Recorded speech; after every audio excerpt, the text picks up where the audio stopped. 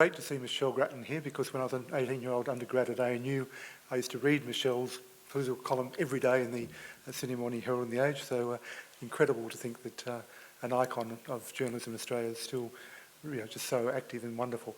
And then I was also reflecting on Bill Shorten, because when I was standing for my first seat in Parliament at 27 years of age, Bill was in Young Labor, I was a young Liberal. Don't hold it against me. And I won that seat, but Bill was fessed up and said that he used to run around with his brother, who was a bit younger than me, pinching my core flute posters. So it just goes to show that living history. So, ladies and gentlemen, the International Education Association of Australia attempts to represent all sectors of international education. It's a wonderful dynamic sector, as you're aware. Government schools, private high schools, public TAFE, quality private vocational education. All 39 public universities are members, but also private higher education providers and English language colleges.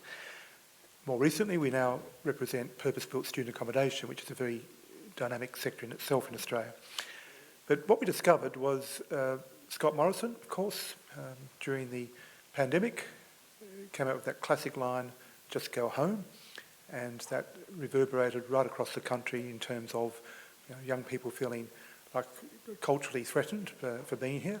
And of course, I don't think Morrison would have even stopped to think that when a politician or the leader of a country tells people from another country to go home, it's an order. It's not just something that you think that's another politician, because the countries they come from have got very strong leaders who dictate terms often. So it was that sort of reaction that we had, Stephen, as well as the fact that we discovered, of course, during the pandemic, that there was a lot of racism that was quite overt. I've got a Chinese Australian friend who was three-generation Australian who was told to go home.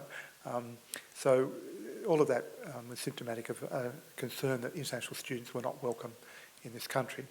So we decided to do something about it, and we had $200,000 of reserves. We also got Study New South Wales and Study Queensland to chip in, I think, about $50,000 each. And we came up with a campaign under the heading of, this is going to work, Help Australia Thrive.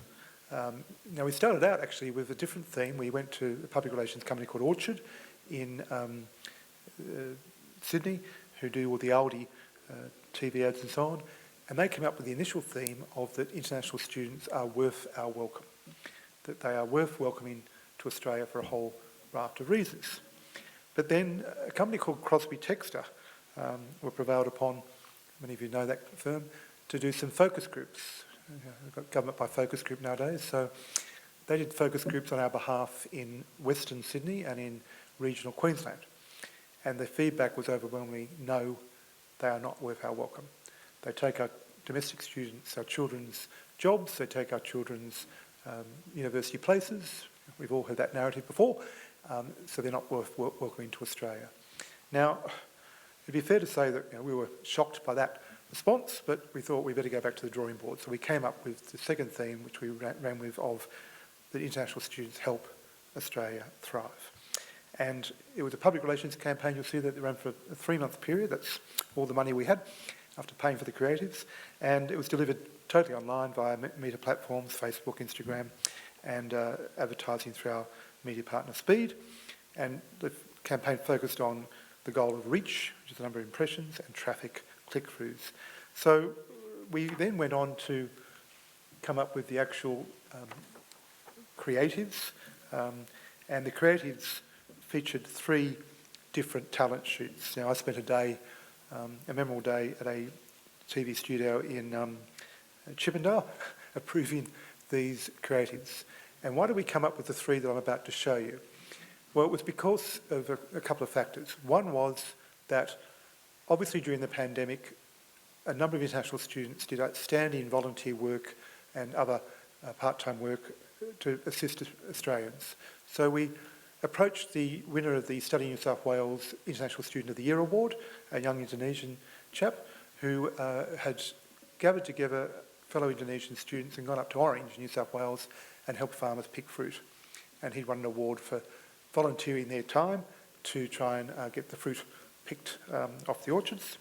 We also then went to a male Filipino nurse who had been the deputy president or vice president of the Council of International Students Australia when I knew him. And during COVID, he went up to Thursday Island and volunteered as a nurse during the COVID pandemic up there with the First Nations community on the island. So what we got him to do was to be involved in a photo shoot supporting aged care. And the third one we did was quite out of the box. We got a young Thai female student doing a Masters of Mental Health Counselling. In her part-time, she's a hip-hop dance instructor. And what we've discovered was that a lot of the pushback on international students comes from our own domestic students. We've all heard the narrative there that I'm in a project group with a bunch of international students, they don't speak English, I'm doing all the work for them, there's too many Chinese students in my lecture theatre and so on. So we recognised from research we'd done prior that it's not just the wider Australian community in terms of mums and dads and typical sort of Australian families, it's also our actual domestic students who have often got negative perceptions around their international student peers. So you'll see there, the first creative, there's a young Indonesian boy with a professional actor farmer, smiling benignly down at him as he's holding a box of Aldi plastic cherries. That looked real enough. And each creative, we had a story around it, highlighting the fact that he was an award winner for the work they'd done during the COVID pandemic. The one here you'll see, that is the Thai hip-hop dance instructor, otherwise doing mental health counselling, and she is teaching a Sydney Dance Academy blonde-haired, blue-eyed girl how to do hip-hop dancing, to try and highlight the fact that international students are also providing skills, imparting skills to domestic students as well. And then the other one is our fantastic male nurse who'd been up in Thursday Island, and he is there teaching a blonde-haired, blue-eyed, older Australian how to do calisthenics in the aged care situation. Now, we had 23 million impressions in that campaign, which is a pretty good rate. Many of you wouldn't have seen it because you weren't part of the target audience. We targeted audiences particularly along the lines of parents of teenagers who were on Facebook. And I didn't realise that apparently with social media you can actually, Stephen, pick the audiences that you will pay your advertising to reach, and that's what we attempted to do. What I think really upset me though was that every day my communications manager would have to go in to the feedback we got and weed out all of the racist comments that came about the campaign. So just to quickly finish on the public relations, I mean, those of you that know media buying will see all of that is appropriate. You'll see there that the creatives that resonated the most was the farmer, and you'll see there that the dancer, I think, was number 2. And obviously what disturbed me as well was the feedback we got in the campaign was, well, yes, we don't mind international students picking fruit. We don't mind them working in aged care, but we don't want them being baristas because baristas are a hipster job that our own young people should do. So these are we've just had a great panel about racist elements, about Two Australias, and this is the sort of, I guess, the incredible racist approach that a lot of Australians have got. And I've also discovered over the years that often it's our recently arrived migrant communities that, the last one in closed the gate, who are also very antagonistic towards the number of international students coming into Australia as well. So just to quickly show you some of those social media hits we got back. The work ethic of those who swarm aged care industry, what a joke. Well, I put to you, try getting an Australian-born person to do the shift work nowadays that goes with aged care to clean bedpans out. Most of us in this room will be looked after by international students who have gone into aged care or nursing. In our old age, there'll be the preponderance of workers in that industry. You'll see there other comments like they stay and take the housing, and of course that's been our biggest issue with social licence to operate the wider community in recent times. the perception that international students are taking all the rental housing and pushing up rental prices. I would argue very strongly, having worked in this industry for many years, as many people would agree with me, that international students often actually are absorbed by the migrant diaspora, by Auntie Chang or Uncle Runjit, that when they do rent a house, it's at the end of the railway lines, and they share 3 to a bedroom often to make ends meet. So yes, there are those, particularly Chinese students, who are accused of taking the inner city elite apartments. But again, if you dig deeper, you'll find that many of those are Chinese Australian born. So it's a real perception that we have to counter as best as we can. And the conclusion that we drew from the campaign was it was worthwhile doing. It was important to educate the wider Australian community on just how important and how wonderful some of these international students are, particularly with the narratives that we used to back up those creative talent shoots about their life stories and what they'd achieved in the country.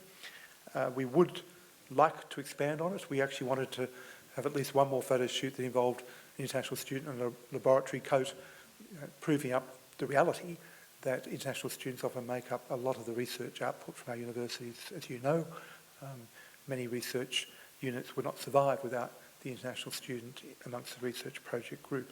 But we didn't have the funds to take that further. Now, the irony was, Stephen and colleagues, that when we went to our university friends to co-invest, bearing in mind that all of the universities are my members, the overwhelming feedback was, well, hang on, the international students are now back, so why do we need to worry? And it just goes to show that you've got to invest for a rainy day. You don't just do this because who would have seen the rental crisis coming? Who would have seen the pushback we've had in the last couple of years in particular against international students based on that one issue primarily? And unfortunately, because the students were back, what are we worried about? And now, of course, we've been hit with caps, and we'd like to call them caps, enrolment limits, and we're in for a real dark couple of years ahead in terms of getting the sustainable growth that we really want in the international education sector. So I just wanted to highlight today when I heard that Stephen and Tim were putting on this wonderful symposium that there has been an attempt made by the international education sector, which some people say is a $40 billion a year industry for Australia. We don't like using economic figures, but I prefer to talk about the soft power diplomacy benefits that we accrue to our nation. But the attempt was kind of stillborn because we got it out there to 23 million impressions.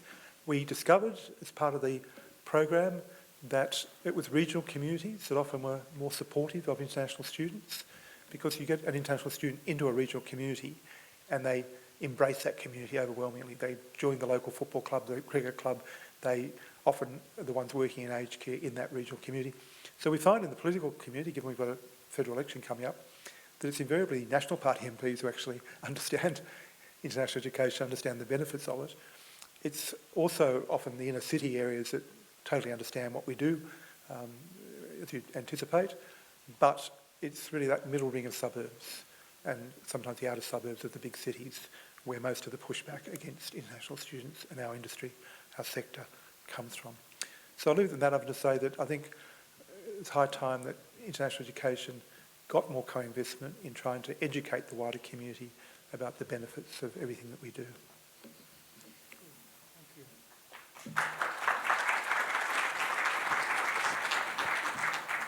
Questions from the floor? Well, you think of some. Let me ask, how long did it run for? It ran for exactly 3 months. 3 months. KPIs, how do you measure success? Well, in terms of the feedback we got, so there was linkages to our website where we had feedback pages and were able to also look at the negative comments as well. The fact we got 23 million impressions and that led on to further dialogue was regarded as, according to our advertising agency, that was regarded as a good campaign for education. Without asking you vulgar questions about money, I imagine it cost a fraction of what you would have spent in old media.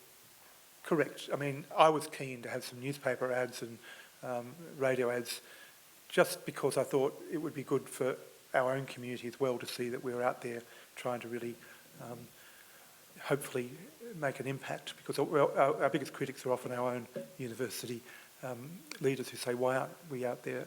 But social media was decided as the most affordable and the most impactful, given the audiences we wanted to reach, which is mainly parents of teenagers on Facebook, and of course domestic students themselves on Instagram and the other social media platforms.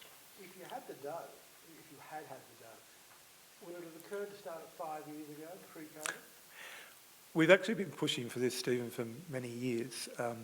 And pre-COVID, we'd also done some research, a chap called Rob Lawrence, who identified 7 segments of the community and differentiated through focus group research he did, segmented the major cities and regional communities according to their perceptions of international students. So we had the research already to do a campaign, and then COVID hit, and then we waited to coming out of COVID. As I said, partly because we saw the incredible reaction to Scott Morrison saying, just go home. I'm not suggesting you do such a thing, but would it be possible to identify 15 seats, regardless of party, where this issue could resonate positively? Yeah, we have, in fact, English Australia, our sister association in the English language, Ian Ed's, had a demographer actually do exactly that research, where he's identified every federal electorate around Australia and their varying degrees of the number of international students that are in those electorates, and to try and lobby the politicians to realise that international students and the jobs that go with them, I mean, it's a bit hard to sort of divide $50 million or $40 million a year, exact way, but he's certainly done some great work on an electorate by electorate basis as to the value that international education and international students bring. My guess, probably wrong, but my guess would be some of the most hostile electorates would be the ones with the fewest international students. Correct, yeah. I mean, obviously the inner city ones, because they live and work with international students all the time, they kind of get what we're about. I do not get my dinners delivered without international students. Well, there you go, absolutely. No, Marie? Yes, right in the middle there. Two people right there. While Marie's making her way there, did any MPs take interest? Yes, I won't name them, but they are. I mean, we actually have a Parliamentary Friends Association for a group for international education. We founded that about. In fact, during COVID, we had online meetings. So we now have a cocktail party once a year at Parliament House. There's 43 senators and House of Rep members who belong to that official Parliamentary Friends Association. Pauline Hanson does not, but this cross-section of Greens, Liberals, Nationals and Labor, and some of the Teals who support our Parliamentary Friends group. What do you do now?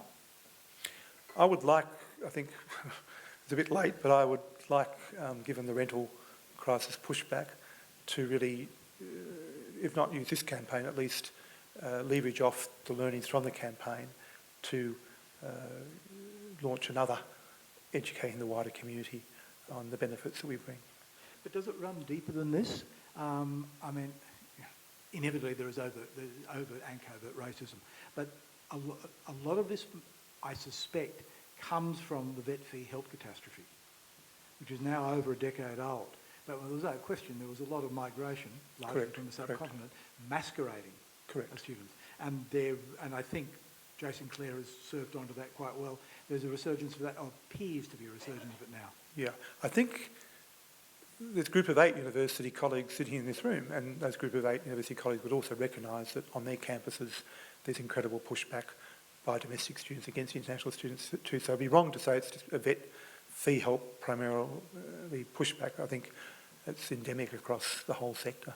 I think the Kiwis, as they so often do, punch above their weight and they get it. So would you believe that in New Zealand 20% of their international students are actually in their school sector, government and private high schools?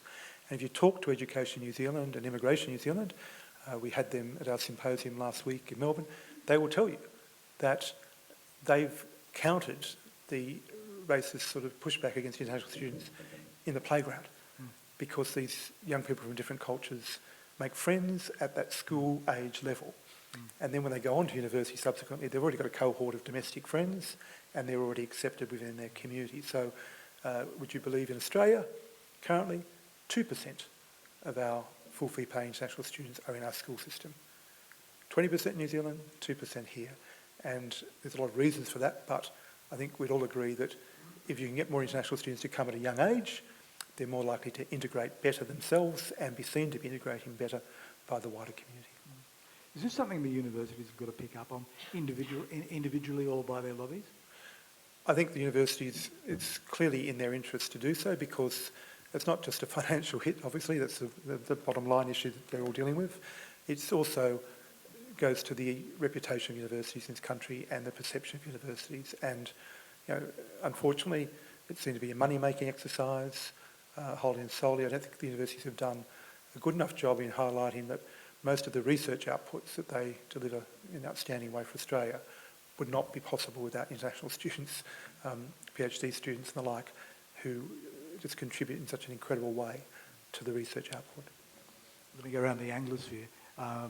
How is your experience the equivalent of your industry association equivalent in Canada during COVID and post? Great question. So Canadians have always been far more welcoming as a society. I don't think there's any particular recipe as to why that's worked, although I know when I've been to Canada over the years, they have what they call welcome houses in each community. We call them migrant resource centres, or something very sort of technical. They call them welcome centres. And I think Canada's multicultural history has been far more willing to take on international students than we have been. To your point about vet fee help, though, we've had an incredible reaction against a lot of subcontinent students who have exploited migration pathways through very, very inexpensive, cheap vet courses, and we've now seen Canada, well, I guess the Albanese government borrowed from the Canadian CAPS model. They thought, well, what can we do about this? So, Canada's just decided to put on CAPS, so they've adopted a similar model here. You're right, there was an episode of their equivalent of Four Corners year before last, largely featuring on people from the Punjab, which was just scathing. I'm amazed they've got an industry at all left. Yeah. I think it's interesting in Canada that the Indian vote, sorry, I shouldn't say the Canadian Indian vote, not the native Indian vote, is incredibly high because the subcontinent community in Vancouver, Toronto and so on have congregated in electorates. So Justin Trudeau actually had a very strong vote from subcontinent Canadian heritage citizens. We don't seem to have that so much in Australia. We don't have the voting power that goes with the migrant diasporas to the extent that they have in Canada. Yeah, just a simple question. When you hear criticisms about international students, have you determined whether any have a kernel of truth to them? Or have you done data analysis, like are they displacing, obviously not housing, the domestic students have complaints? Are they true? I mean, how do you find this out? Look, yeah, we've done research through a chap called Rob Lawrence, who's well known in the sector, through interviewing groups of domestic students as well as their parents. And yes, there is definitely a kernel of truth to the issues around, a small group of students given a project by a university and the domestic students believing that they did all the work and believe that the students from overseas don't understand English. We would definitely dispute the issue around English language. Universities cannot blithely recruit students who don't meet their English language entry standards. I think unfortunately it often comes down to self-confidence. If you talk to international students, they'll tell you that they're not used to that pedagogy. They're not used to expressing themselves confidently in a small group situation. And it's not a case of English language inability, it's a case of just often the loud Australians dominate the project group and the international student will go away and do the technical work or whatever. I mean, here we are, Donald Trump Mark II.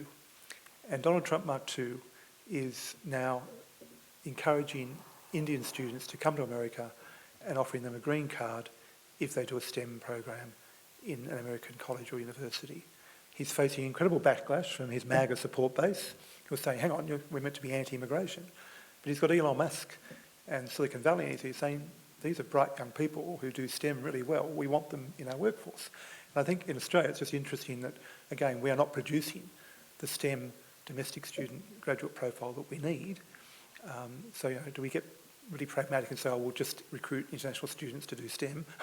Or do we accept that we have an onus, particularly to our neighbouring countries, not just to put international students into the skills that Australia needs, but also to provide them with a world-class qualification they can take back to their home country that may be a totally different skill requirement in their home country to what we want here.